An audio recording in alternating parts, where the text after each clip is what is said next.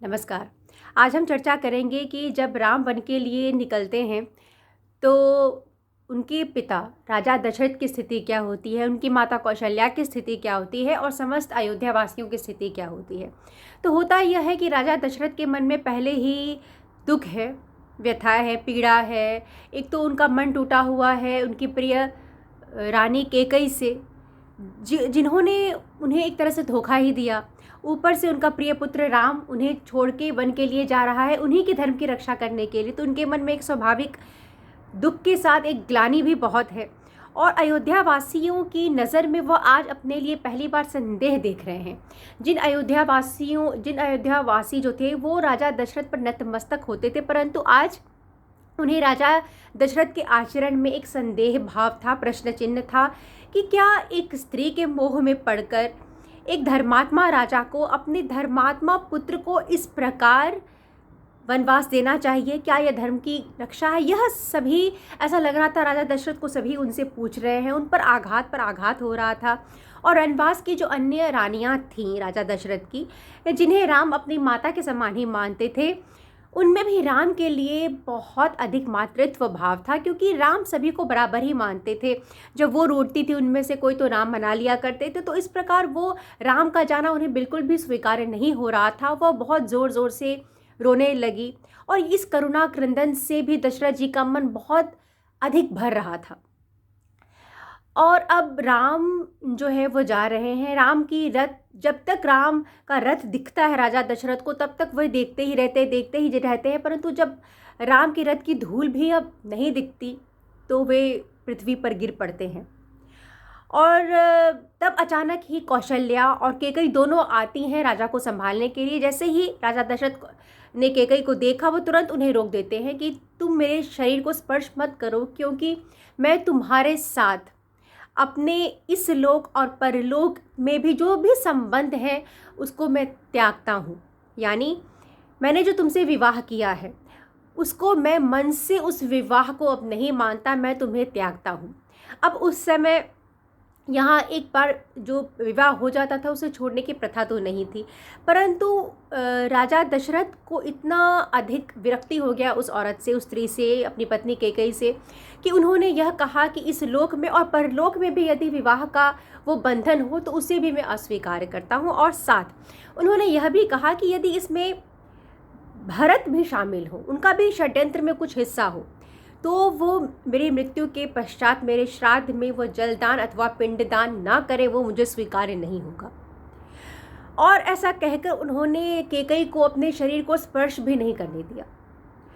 कौशल्या उन्हें उठाती हैं और वो बहुत अधिक पीड़ा में होते हैं, बार बार पीछे मुड़ के अपने पुत्र राम के रथ को देख रहे हैं, बार बार यह कह रहे हैं कि वो क्या खाएगा, वनवास के दुख से वो उसको कितना दुख उठाना पड़ेगा। वो इतने ऐश्वर्य से पला बढ़ा है, उसके साथ उसकी पत्नी ये सीता है, लक्ष्मण है, और उन्हें लग रहा है कि वो लोग क्या खाएंगे, कहाँ सोएंगे। जो अब तक रेशमी तकियों पे सोया करता था वो किस तरह ये पेड़ की जड़ अथवा पत्थर पर सर रख के राम जी सोएंगे। तो इस प्रकार से बहुत ही दुख से पीड़ित थे। और उन्होंने, राजा दशरथ ने द्वारपालों से कहा कि अब मेरे मन को चैन सिर्फ कौशल्या के महल में ही आएगा, तो तुम मुझे वहीं ले जाओ।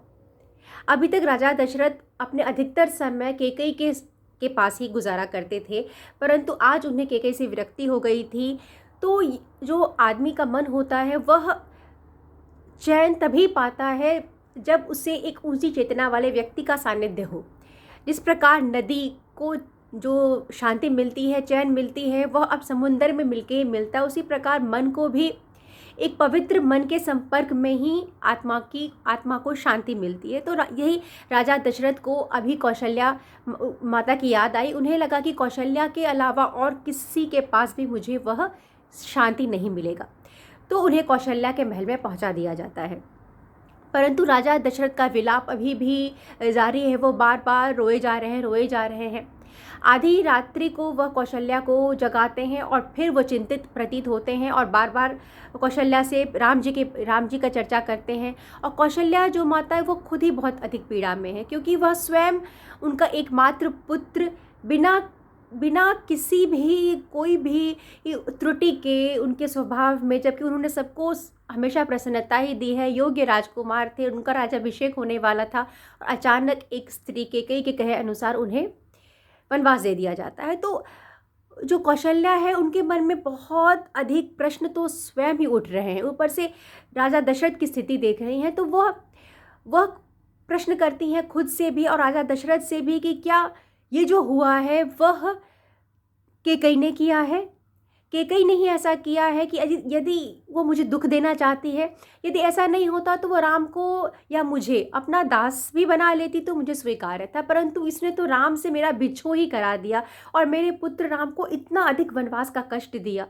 तो ऐसा लगता है कि इसने मुझे पीड़ा देने के लिए, मुझे दुख पहुंचाने के लिए ऐसा किया हो, या फिर उनके मन में यह भाव आता है कि यह उनके पूर्व जन्म का ही कोई कर्म है, क्योंकि इस जन्म में तो उन्होंने कभी कुछ ऐसा पाप नहीं किया है जो इस प्रकार भयंकर दंड उन्हें मिले।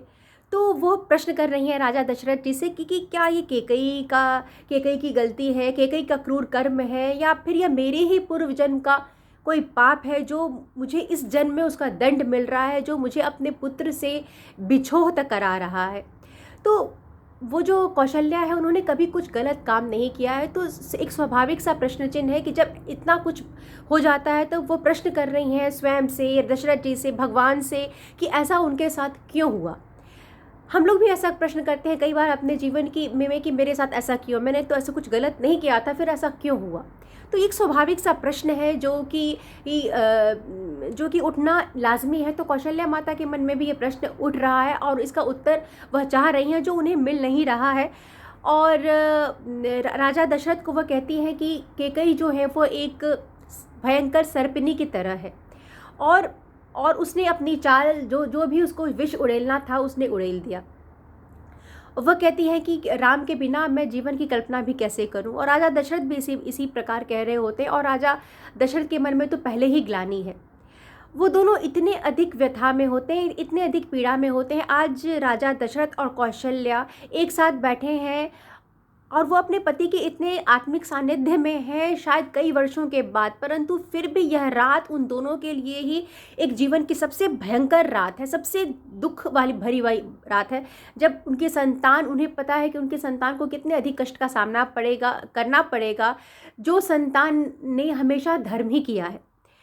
तो वो दोनों ही को इतनी व्यथा में, इतनी पीड़ा में देखकर सुमित्रा उन दोनों को समझाती हैं, कौशल्या माता को समझाती हैं, क्योंकि सुमित्रा का जो चरित्र है यहाँ बहुत ही संयमित है। वो विकट परिस्थितियों में भी संयम का जो उनके पास एक गुण है, वह अपने उस गुण से वह कौशल्या को समझाती हैं। और आगे हम यह जानेंगे कि सुमित्रा किस प्रकार कौशल्या देवी को क्या समझाती हैं और आगे क्या होता है। मुझे सुनने के लिए बहुत बहुत धन्यवाद।